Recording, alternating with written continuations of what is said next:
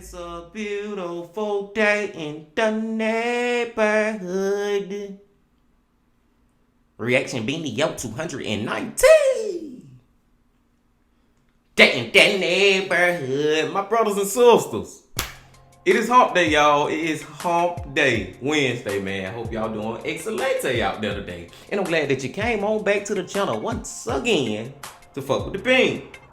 Now, we're going to one of our top homeboys channel today, and we ain't watched him in a while, so it's most definitely time to go back to him. And he just put this video out 2 days ago. And that homeboy is Adrian from Coffeehouse Crime. Going back to the coffee man. In the title of the video, The Chat Room Killer, the internet's first murder. Now, I wonder if the coffee man, like, this title, is he being like literally, this is literally the first murder that ever happened from the internet, or is he saying it kind of figuratively speaking, or whatever the word I'm trying to find? You know what I'm saying? I don't know. I think it's gonna be a very interesting one to get into, my brothers and sisters. But before we get into it, you know what you got to do. Get whatever you might need. Get what you need. We back to the coffee man once again. Y'all got what y'all need. Y'all ready to go? Then let's fucking go. Many murders occur with the influence of the internet. But is Cherie Miller the first woman to kill with the help of the World Wide Web? Recently wed to a successful businessman named Bruce, she had grown bored with his long and busy work schedule. So when he bought her a shiny new thing known as a personal computer, he had hoped it would help keep her happy. However, unknown to him, Cherie had learned of the new social messaging program AOL. And as she learned how to speak to strangers over the internet, her intentions moved from friendship to lust. She began to see men's affection towards her as a mere game, and in her own words, saw them as video game levels. But one particular man's love was not enough. She wanted to see how far he would go for her, with her final demand coming at the cost of not one, but multiple lives. Damn! Good morning, good afternoon, or good evening, folks. My name is Adrian, and welcome back to Coffeehouse Crime. Today we're looking at the manipulative case of Cherie Miller. Now, the early days of the internet can universally be considered as terrifying. All you have to do is look at the likes of Facebook, Bebo, MySpace, and even early YouTube to see that. However, would you ever think that in its true infancy, the internet would play host to an entirely greed-driven murder?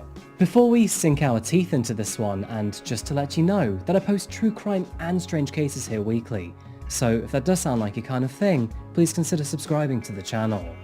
And now, with that said, please grab yourself a coffee, pull up a seat, and get ready for the deep dive. This is the case of Cherie Miller. And get whatever you might need.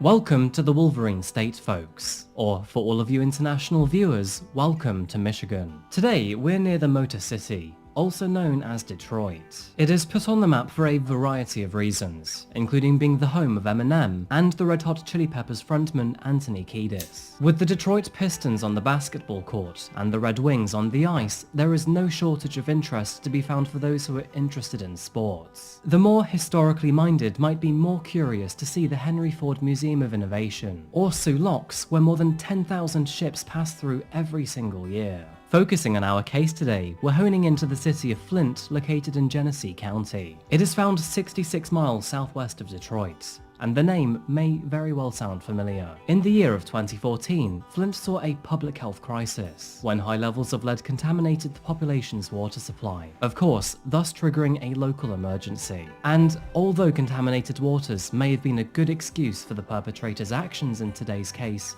it actually happened several years prior. But first, we must wind the clocks back to the 50s to meet our main man, Bruce. Bruce Miller was born in Flint on July the 26th, 1951. In his young adult years, he used to work at General Motors as a mechanic, before finally quitting to run his own scrapyard full-time. His business, which was named B&D Auto Parts, was located around 7 miles from his home. Working with cars, it is no surprise that, outside of work, he was interested in motorsports such as NASCAR and racing. And it seemed like every element of his life revolved around vehicles in some way or another. Despite the nature of his job leading him to carrying large amounts of cash and dealing with people from all walks of life, Bruce was considered to be a well-liked man and was very generous. Saying that, there were some ongoing investigations with the police after Bruce was caught tampering with some vehicle VIN numbers, but otherwise, he had never been in any real trouble with the police. Bruce was quite the romantic too, and found himself dating several women throughout his adult years. And although he would marry, this would lead to divorce twice. Now, unfortunately, we don't know too much about his previous partners. However, he would eventually meet a very important person to our case today, and her name was Cherie Kidley. The one person he should have never met in his goddamn life.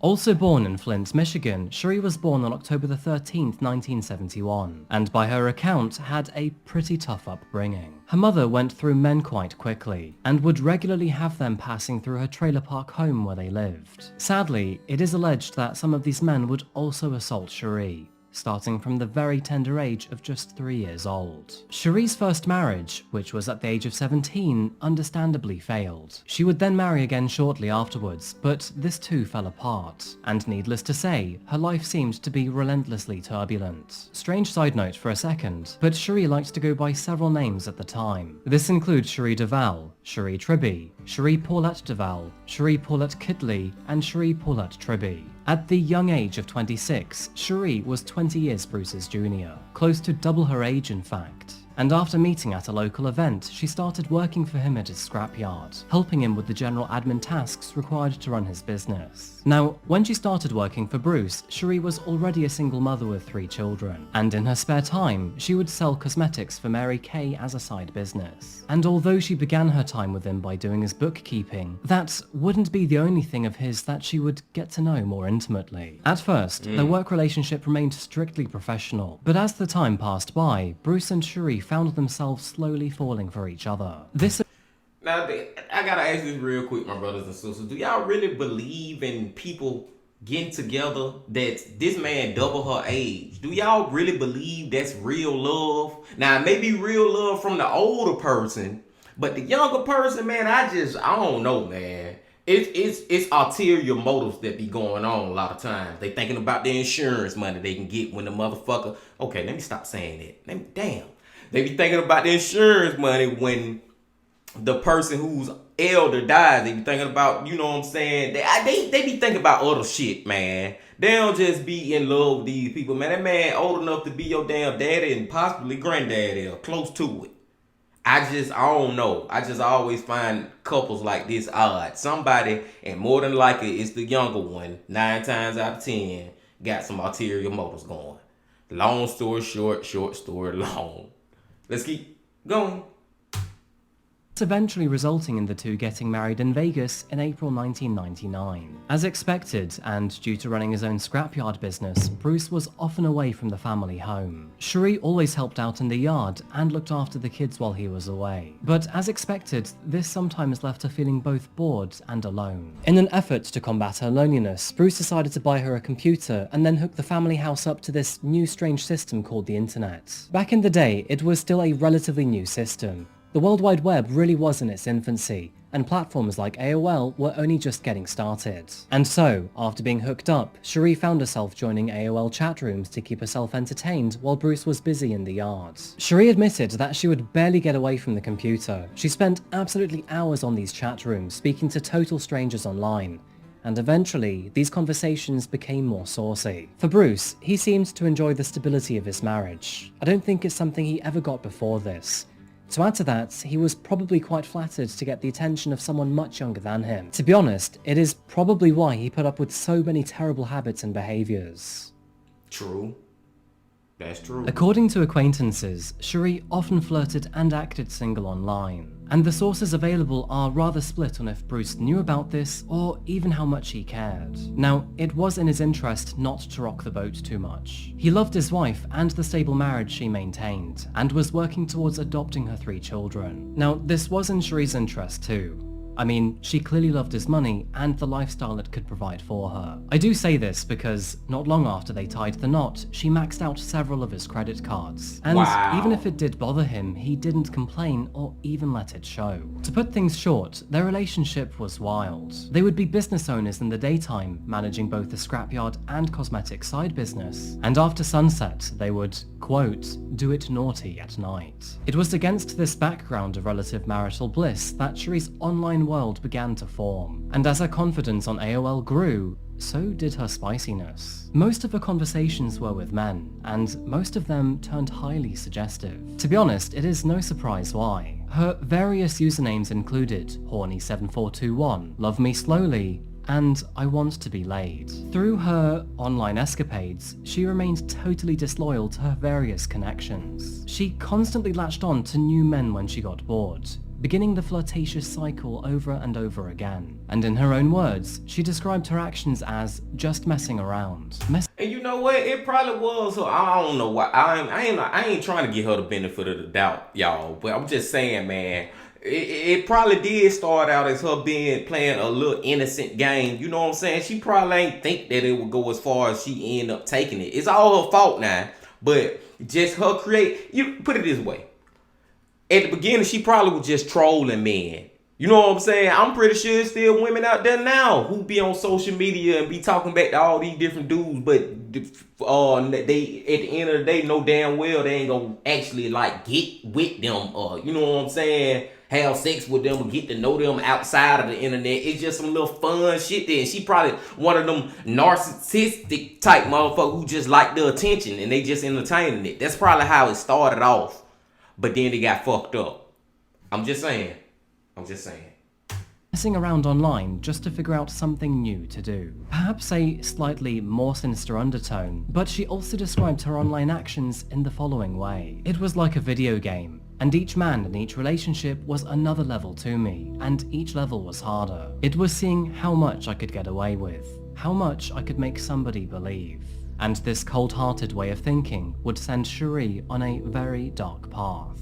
It was during one of her marathon internet sessions that Cherie met a new user who went by the name of Reno Nudes. This was the screen name of Jerry Cassidy, a former police officer living in Reno, Nevada. Within a very short amount of time, Cherie and Jerry had fallen for each other. It seemed like Jerry was very special too, because not long after flirting began, they changed their names to match one another, Cherie naming herself as Jerry's Fool, and Jerry as Cherie's Fool. Their online conversations included the full spectrum of content, from flirting, nudes, and sexually charged emails, all the way to videos of Cherie performing explicit actions on herself. And remember, all of this happened in 1999, so the process she had to go through to do this was pretty cumbersome. Born on October 6, 1960, Jerry was raised in Kansas City, Missouri. From a very young age, he was an avid hunter. He also had ambitions to join the FBI, a dream that he worked towards by joining the police force in Montana. Jerry worked for 9 years as a homicide detective, rising through the ranks to lieutenant.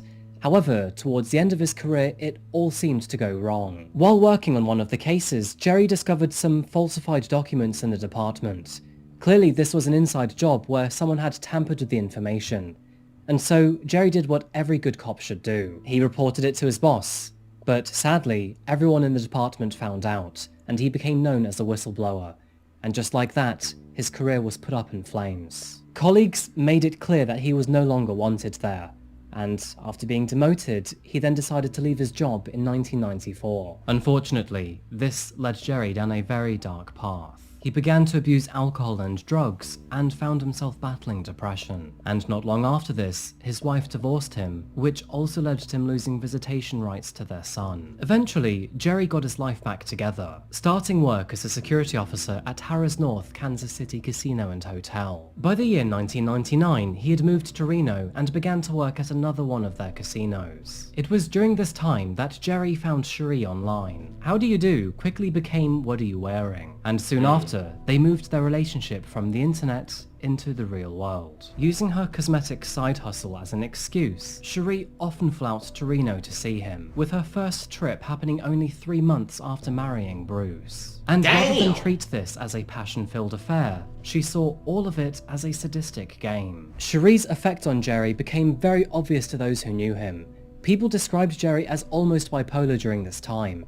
He was very ecstatic when she was in town, and morbidly depressed when she was away. It didn't take long for the evil manipulation to begin either. By September, she claimed that she was pregnant with his child, when, in reality, she wasn't pregnant at all. But okay, y'all, now this bitch got problems, y'all. For real, man. She playing stupid games, though. Like, it's like this what happening as we seeing it play out. Over time, her games getting more and more fucking crazy. They just getting crazy. And we calling them games, but in actuality, this shit is real, and what she doing is not right, and it's getting even worse to the point where somebody gonna get killed. Crazy. This bitch said she was pregnant with this man, baby, and she really wasn't. The only reason she was doing it to play on his emotions, and at the same time, you got a whole goddamn husband at the house. Crazy. just as fast as she claimed pregnancy, she also claimed to have had a miscarriage. And the reason for this? Apparently, Bruce had beaten her up. In reality, none of this had happened. Bruce was a hard-working family man, not some sort of dangerous psychopath that Cherie had made him out to be. But Jerry didn't know that, and he was absolutely furious. To him, the loss of his unborn child and his love being in an abusive marriage was all too much to bear. But it wasn't all that easy, according to Cherie. She told him that Bruce had very powerful connections in the mafia, and he had too much money and influence to ever let them walk away. Just 1 month later, she was supposedly pregnant again. However, this time it was with twins, and she had scans to prove it. Just a side note, but in 1995, Cherie had tubal ligation, meaning she could no longer have kids. Wow. Of course, though, she didn't tell Jerry this. Wow. And this story is starting to remind me of a Mr. Ballin story that I heard last week, man. The Mr. Ballin podcast. I'm telling y'all, fuck with the Mr. Ballin podcast. I was listening to it while I was at work. And basically what happened in that story was it was a woman who ended up getting her husband killed because she was telling her brother and her daddy all this evil shit that he was doing to her. All of it was fake. Only thing about that's different in this story is she telling her mistress, or whatever the name would be for a man. Can a man be a mistress? I don't even fucking know, but y'all know what I'm saying. She telling him about it, but this lady was telling her family about it, her dad and her brother. But what I'm trying to say is this shit do happen a lot out here, where these women, they claim all this stuff about they be starting to get this other person in love with them to the point where they will kill the person that they actually in a relationship by telling the person that's falling in love with them lies. Y'all following me, man? And that's what's going on with this one. But it made me think about that Mr. Ballin story. Check Mr. Ballin podcast out, y'all. But disaster was about to allegedly strike again, because on November the 5th, 1999, Jerry found a chilling email in his inbox. And this email was apparently from Bruce. The email read, Cherie is growing fat with 2 bastards in her. She has decided she doesn't like the excess weight and is going to get an abortion. In a panic, Jerry tried his hardest to get in touch with Cherie. Filled with worry, he received an email from her later that day saying that she was going away for a few days and would speak with him shortly. The very next day, another email from Bruce landed in his inbox. This one said, well, Jerry, she told me to let you know that she would be home soon. I think the abortion went fine. She sounded like she felt better knowing she wasn't having any more kids. Thank you for making my relationship with my wife better. After... Bruh, that ain't Bruce emailing Jerry. That's fucking Cherie, man. This lady just taking this shit. Like, damn, man. Her games is just out of there. Like, ridiculous. This shit ain't no game no more, man. This bitch just fucking lying, bro, and manipulating people and having fun with it.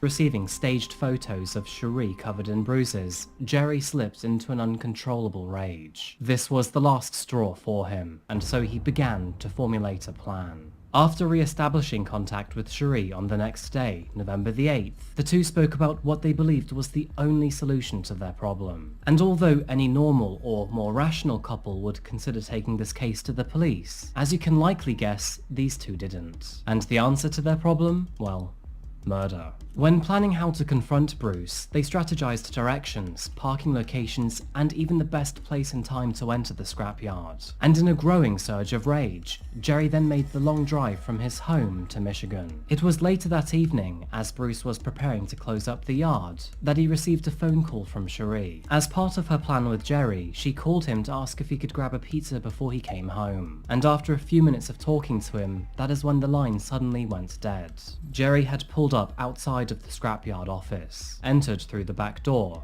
raised his 20-gauge shotgun to Bruce, before finally pulling the trigger. He then made his way back home. Cherie waited a while until she started the next part of the plan. She called Bruce's brother, Chuck, to ask him if he had seen him. Bruce hadn't returned home yet, and she was getting quite worried. Chuck and his wife then travelled to the scrapyard, which, of course, is when they horrifyingly found Bruce's body. The couple then dialed 911 immediately. County 911. Yeah, I need please an ambulance at B&B auto salvage. My brother-in-law owns it, and he's laying on the floor, and there's blood. Okay, is he breathing? I don't think so. Where is he bleeding from? It looks like from the head. And he's cold. He's cold? He's stiff, yeah. She said there's no pulse, no nothing.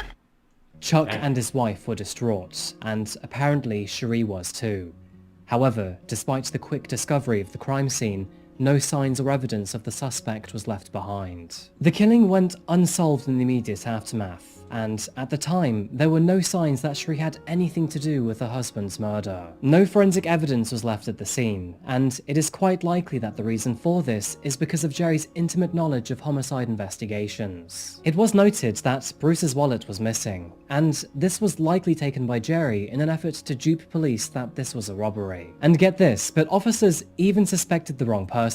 An old friend of Bruce's named John Hutchinson, and he found himself directly under the spotlight. Not only was John a former employee who owed his boss more than $5,000, but he was also Cherie's ex-partner. To add to this, he had a weak alibi and he failed a lie detector, so it is no wonder why police had their suspicions. As a result, he was interrogated before all of his guns were seized, but with no concrete evidence, he was eventually let go.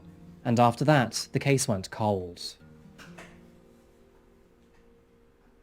Even if Cherie's behaviour following her husband's death was deemed as appropriate by officers, many eyebrows were raised when she was seen out partying shortly after his murder. With thanks to a life insurance payout, the quick sale of his business, and their joint bank accounts, Cherie had a substantial amount of money to burn, and apparently, it seemed like she was in a hurry to do so too. In between all of the dancing, drinking, and cash splashing, she also invited her new boyfriend to the home that she once shared with Bruce. But rather surprisingly, it wasn't Jerry. Jerry and Cherie's relationship suddenly froze after Bruce's murder, and that is when Jerry realized that she had fallen in love with yet another man. Jerry began to feel intense guilt after this, and reflected on the horrific crime he had committed with his ex-lover. With his I know you did. Now you feel like a dumbass fool. You just sat right here and murdered this man because you think this lady is trapped and she's so in love with you, and then after you done murdered this man, she just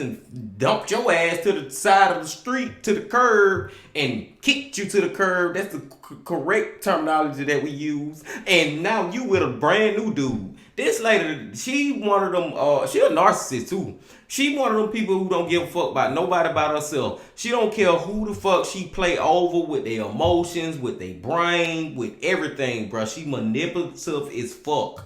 And it's just a never-ending cycle for her. She just gonna keep doing what she doing. Now, she done got to the point where she getting people murdered out here. And just on to the next. Damn, Sharif.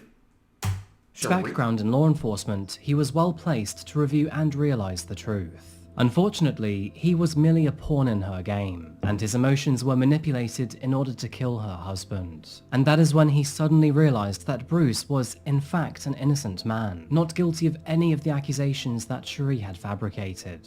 There was no abuse, no mafia connections, no beatings, and no babies either. And it turns out that the scans Cherie had as so-called proof were dated back in 1994. 3 months later, on February the 11th, Jerry Cassidy made the decision to take his own life. Wow. He was found alone in the apartment he had rented from his cousin, next to his .22 caliber rifle. Amongst his possessions were letters to his family, including a note and a briefcase which were addressed to his attorney, John P. O'Connor. Upon opening the briefcase, his attorney found clear evidence of the crime, therefore sealing Cherie's own fate from beyond Jerry's grave. And alongside the myriad of evidence, one note from Jerry read, "I drove there and killed him. Cherie was involved and set it all up. I have all the proof and I'm sending it to the police. She will get what's coming. I have been so stupid, but now you know the real story of why I went into such a state of depression. Because I just couldn't tell anyone the truth. She wanted all the money and no more husband. Well, she got her wish, but she is soon to learn that she can't do that to people. Now I know it was all lies and games from Cherie. She didn't care what it took or who she hurt to get what she wanted."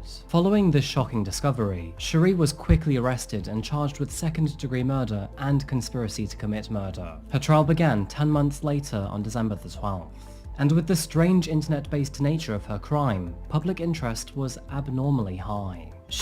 Gotta say real quick, y'all. I know they probably couldn't do it, but if it was me, I would have charged her ass with 2 counts of murder. Because I don't know. I know y'all gonna get what I'm saying though. I understand the man took his own life, Jerry.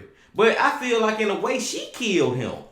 You know what I'm saying, man? She preyed on that man's emotions to the utmost degree. And it basically led to his demise. I don't know. Maybe I need to take that back. Maybe because I know it ain't no way you probably can charge her with that murder. I don't know, man. I don't know. That I'm just saying, man. She in a roundabout way did pretty much kill it, man. Even though literally, yeah, he shot himself, killed himself, but this bitch just fucked up. And I hope and pray she get life at least. Proclaimed her innocence throughout her trial, with her defense team suggesting that Jerry had fabricated his evidence against her because he couldn't handle his own guilt. They also tried to pin the blame on John again. Poor guy. During her trial, 2 officers role-played the chat logs of Jerry and Cherie. The chat logs, which were recorded on the day of the murder, said, "Jerry, I'm scared. If this don't work, he will hurt me bad. It will work. What is the fastest way into the yard from 75? 75 to Mount Morris Road exit. Listen to me. I'll call Bruce at 5 PM. Okay, is the gun loud? Somewhat. Just do it and get the hell out of there. I want him to know who I am. Jerry, please. He will know, but not for long. Are you going to be able to live with this for the rest of your life? Because I can. I love you. Yes, I can." It was noted that, just one day after murdering her husband, Cherie called America Online to change her first name, last name, and street address. And after she learned that Jerry had taken his own life, she did the exact same thing again. To no one's surprise, this case was a slam dunk in court. And after just 2 days of deliberation, the jury came back with their verdict. Cherie Miller was found guilty of the second-degree murder of her husband. And on January the 9th, 2001, she was sentenced to life in prison. Cherie's defense had several complaints about the trial, one of them being well-founded. It was argued whether Jerry's letter could be used as admissible evidence by the prosecution. And surprisingly, this concern held so much weight that 7 years later, in 2008, the judge ordered a retrial. As a result, a federal court judge ordered that Cherie was released from prison in July 2009 until her retrial. For more than 3 years, she walked the streets without any restrictions whatsoever, and was even allowed to use the internet and dating websites. Understandably, many people were furious, especially the families of Bruce and Jerry. They all felt that she'd been let off the hook due to some ridiculous technicality. But thankfully, in August of 2012, the district court reversed that decision, and as a result, Cherie was sent back to prison and has been there ever since. Thank you God, man, cause I'm about to be mad as fuck at the end of this video, bro, and I'm still mad. Why in the hell y'all let that lady out for 3 years, man, because of technicalities? Fuck all that, man. That lady is fucking guilty of this shit, bro. But I ain't gonna even goddamn get all upset because she did eventually go back to fucking prison. Good. During her freedom, Cherie had the time to reconnect with her then teenaged children. It does seem that some positivity came out of her freedom here, because through their special time, she realised that her actions had robbed other families of this feeling of reconnection. In April of 2016, Cherie made a 4-page letter confessing that she was, in fact, guilty of orchestrating the murder, which was something that, to this point in time, she had absolutely denied. She claimed that the reason it took so long for her to admit guilt, which essentially waived her right to ever appeal again, was that at the time of her initial trial, she was being advised not to admit it. Her attorneys have unequivocally denied this. Had they known that she was actually guilty, they would have advised her to accept the 15-year plea bargain that she was offered. And just for reference, she has now been behind bars for more than 20. Despite remaining in prison, Cherie has still managed to get married for a 4th time. What? This was to a man named Michael Denoyer, who saw her story on the news and became obsessed with her. He even proposed to her the very first time they met. Now, theoretically, this case could be known as the first online murder, or at least the first murder to occur through instant messaging like AOL. Arguably, this is the first time that chat rooms and the internet became the focal point of a murder case. Which is quite interesting when you think about it, because nowadays it happens much more often. In the early days of the internet, most people didn't realise how permanent their messages were. For example, with Cherie, she had no idea they were recoverable. It also showed the true danger of chatting to strangers online, and how much it could affect your life, or even your death.